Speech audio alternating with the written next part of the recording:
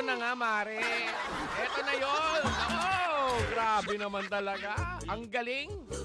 Yaya, ang galing, no? Sa dating pa lang, alam mo, nung una ko palang nakita itong si controversial na girlfriend ni sikat na male personality. Una ko palang to nakita na parang anino ng kanyang boyfriend. Lagi nasa likod eh. Una ko palang nakita to, Yaya, alam ko mautak to eh.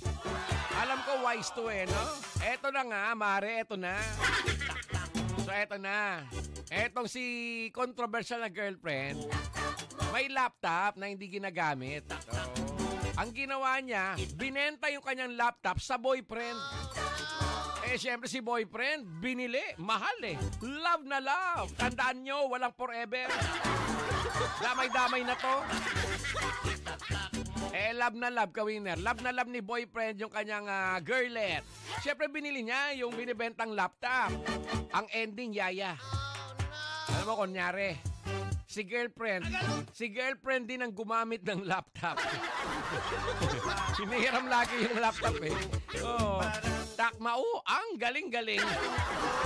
Sige nga, kaway-kaway. Kaway-kaway ang lahat ng mga kalalakihan na may girlfriend na ganyan. Gets mo kung sino to? Gets na. Dami na nakakahula dun sa ating comment section eh. Dapat kasi nandun ka sa comment section, nagbibida-bida ka na doon. Oh, gets mo na yan eh, no? 3 words. Blank, blank, blank. Di ba sabi, Yaya, papasok ito sa Viva Max? Tuloy ba? Wala, naunahan sila nung nanay nung boyfriend eh. Oh. Sasali na sa beauty pageant. Nako, pag di mo patalalagets yan, ang brain, hanapin mo, baka matapakan, masipa ka, dali!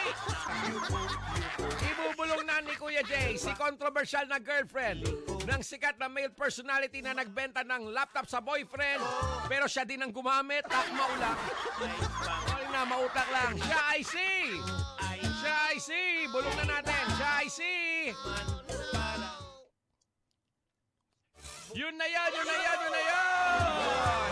Gets mo? Kita mo, ngalangalan ni Kuya Jay?